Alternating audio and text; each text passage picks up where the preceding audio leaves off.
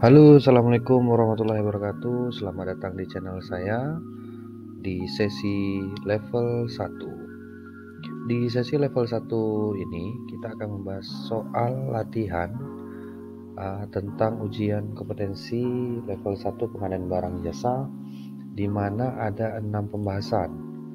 Yang pertama itu adalah SCM atau manajemen rantai pasok. Yang kedua adalah pengantar pengadaan barang jasa pemerintah. Yang ketiga adalah perencanaan pengadaan barang jasa pemerintah. Yang keempat, pemilihan penyedia. Yang kelima, mengelola kontrak pengadaan barang jasa pemerintah. Dan yang terakhir, nomor 6 adalah mengelola pengadaan barang jasa pemerintah secara swakelola. Di dalam 6 pembahasan tadi, jadi setiap pembahasannya itu saya buatkan 2 video. Satu videonya itu ada 10 latihan soal, jadi mungkin nanti total ada sekitar 120 soal. Semoga dengan soal-soal latihan ini dapat membantu teman-teman dalam mempersiapkan diri mengikuti ujian kompetensi level 1. Nomor 1, berikut merupakan cara pemilihan penyedia yang berpotensi menciptakan persaingan usaha tidak sehat atau menghambat persaingan usaha, kecuali A. Tender yang transparan, B. Tender yang bersifat tertutup, C. Tender yang bersifat diskriminatif, atau D. Tender dengan persyaratan. Jawabannya adalah A. Tender yang transparan. Karena ini pertanyaannya adalah kecuali, maka jawabannya adalah A. Nomor 2, UKPBJ yang memfokuskan pada fungsi dasar UKPBJ dalam proses pemilihan memiliki pola kerja tersegmentasi dan belum terbentuk kolaborasi antar pelaku proses pengadaan barang jasa yang efektif. Pernyataan tersebut merupakan pengertian tingkat kematangan dari UKPBJ pada tahap A. Esensi, B. Proaktif, C. Inisiasi, atau D. Strategis. Jawabannya adalah A. Esensi. Untuk kematangan UKPBJ ada 5 tingkatan. Yang pertama adalah inisiasi, yaitu UKPBJ yang pasif dalam merespon setiap permintaan dengan bentuk yang masih ad hoc dan belum merefleksikan keutuhan perluasan fungsi UKPBJ. Nomor 2 itu adalah esensi, yaitu UKPBJ yang memfokuskan pada fungsi dasar UKPBJ dalam proses pemilihan, memiliki pola kerja tersegmentasi dan belum terbentuk kolaborasi antar pelaku proses pengadaan barang jasa yang efektif. Nomor 3 yaitu proaktif, yaitu UKPBJ yang menjalankan fungsi pengadaan barang jasa dengan berorientasi pada pemenuhan kebutuhan pemangku kepentingan melalui kolaborasi, penguatan fungsi perencanaan bersama pemangku kepentingan internal maupun eksternal.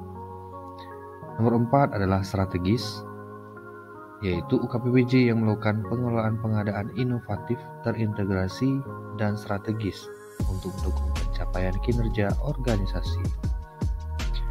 Nomor 5 adalah unggul, yaitu UKPBJ yang senantiasa melakukan penciptaan nilai tambah dan penerapan praktik terbaik pengadaan barang jasa yang berkelanjutan sehingga menjadi panutan dan mentor untuk UKPBJ lainnya. Nomor 3, berikut merupakan pengaduan yang dapat disampaikan oleh pelaku usaha atau peserta pemilihan atau penyedia atau masyarakat, kecuali A. menemukan ketidaksesuaian pada dokumen penawaran, B. menemukan indikasi KKN dalam pelaksanaan pengadaan barang jasa, C. menemukan indikasi penyimpangan prosedur dalam pemilihan penyedia, atau D. menemukan pelanggaran persaingan yang sehat pada proses pemilihan penyedia. Jawabannya adalah A. menemukan ketidaksesuaian pada dokumen penawaran. Pengaduan yang dapat disampaikan oleh pelaku usaha atau peserta pemilihan atau penyedia atau masyarakat antara lain, yang pertama adalah menemukan indikasi penyimpangan prosedur dalam pemilihan penyedia. Yang Yang kedua adalah menemukan indikasi KKN dalam pelaksanaan pengadaan barang atau jasa. Nomor 3, menemukan pelanggaran persaingan yang sehat pada proses pemilihan penyedia. Yang terakhir, nomor 4 adalah peserta pemilihan yang telah melakukan sanggah tetapi masih belum puas dengan jawaban yang diberikan oleh Pokja pemilihan. Nomor 4, salah satu tujuan pengadaan barang atau jasa pemerintah ialah A. Mengembangkan e-marketplace pengadaan barang jasa, B. Meningkatkan penggunaan produk dalam negeri, C. Melaksanakan tugas secara tertib dan tanggung jawab, atau D. Meningkatkan kualitas perencanaan pengadaan. Jawabannya adalah B. Meningkatkan penggunaan produk dalam negeri. Untuk A. Mengembangkan e-marketplace pengadaan barang jasa adalah salah satu dari kebijakan pengadaan. Untuk yang C. Melaksanakan tugas secara tertib dan tanggung jawab merupakan salah satu dari etika pengadaan. Untuk D. Meningkatkan kualitas perencanaan pengadaan merupakan salah satu dari kebijakan pengadaan. Nomor 5, pembelian 5 buah laptop senilai 204 juta melalui katalog elektronik dilakukan oleh A. PA, B. KPA, C. PPK, atau D. Pokja pemilihan. Jawabannya adalah C. PPK. Tugas wewenang dari PPK salah satunya adalah melaksanakan e-purchasing untuk nilai paling sedikit di atas 200 juta. Untuk yang di bawah 200 juta, itu merupakan tugas atau wewenang dari pejabat pengadaan.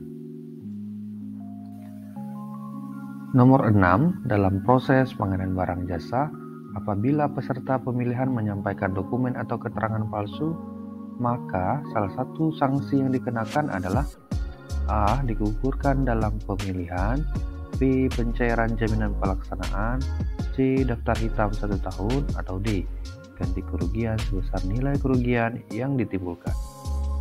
Jawabannya adalah A. Digugurkan dalam pemilihan.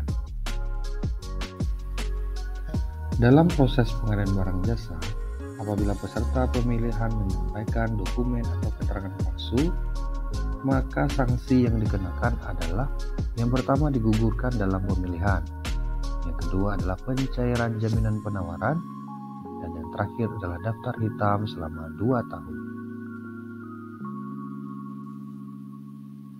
Nomor 7, garis besar proses pengadaan barang jasa pemerintah terdiri dari A. Swakelola atau pemilihan penyedia, B. Perencanaan persiapan pelaksanaan, C. E-purchasing, penunjukan langsung, pengadaan langsung, tender cepat atau tender, atau D. Perencanaan tender atau seleksi, pelaksanaan kontrak. Jawabannya adalah B. Perencanaan, persiapan, dan pelaksanaan. Untuk A. Swakelola atau pemilihan penyedia, ini merupakan cara pengadaan. Untuk C. E-purchasing, penunjukan langsung, pengadaan langsung, tender cepat, dan tender ini merupakan metode pemilihan. Untuk D ini merupakan soal pengecoh. Nomor 8, berikut merupakan jenis pengadaan barang atau jasa pemerintah kecuali A. Pekerjaan konstruksi, B. Barang, C. Jasa lainnya, atau D. Konsultansi. Jawabannya adalah D. Konsultansi. Untuk jenis pengadaan sendiri ini ada 4. Yang pertama adalah barang, kedua adalah pekerjaan konstruksi, yang ketiga adalah jasa lainnya, dan yang terakhir adalah jasa konsultansi. Pada soal ini kurang kata-kata jasa. Di D ini hanya konsultansi. Jadi yang bukan merupakan jenis pengadaan barang jasa adalah D. Konsultansi. Nomor 9 yang termasuk langkah dalam mendorong pengadaan yang transparan adalah A. Penyedia yang ditunjuk sebagai pelaksana pekerjaan harus diumumkan secara luas, B. Proses PBJ harus dapat diakses oleh seluruh calon peserta, C. Dalam setiap tahapan dari proses pengadaan harus mendorong terjadinya persaingan sehat, Atau D. Tidak mempersyaratkan kriteria tertentu yang menguntungkan salah satu peserta. Jawabannya adalah A. Penyedia yang ditunjuk sebagai pelaksana pekerjaan harus diumumkan secara luas. Ada 4 langkah mendorong pengadaan yang transparan. 1. Semua peraturan atau kebijakan atau ketentuan proses pemilihan penyedia barjas harus transparan. Nomor 2. Peluang dan kesempatan untuk ikut serta dalam proses pengadaan barang jasa harus transparan. Nomor 3. Seluruh persyaratan yang diperlukan oleh calon peserta untuk mempersiapkan penawaran yang responsif harus dibuat transparan. Dan yang terakhir, penyedia yang ditunjuk sebagai pelaksana pekerjaan harus diumumkan secara luas. Nomor 10 yang bukan termasuk aspek hukum pengadaan barang jasa adalah A. Aspek hukum administrasi negara, B. Aspek hukum perdata, C. Aspek hukum pidana, atau D. Aspek hukum ekonomi. Jawabannya adalah D. Aspek hukum ekonomi. Aspek hukum pengadaan barang jasa terdiri dari 4. Yang pertama adalah administrasi negara, perdata, pidana, dan yang terakhir adalah persaingan usaha.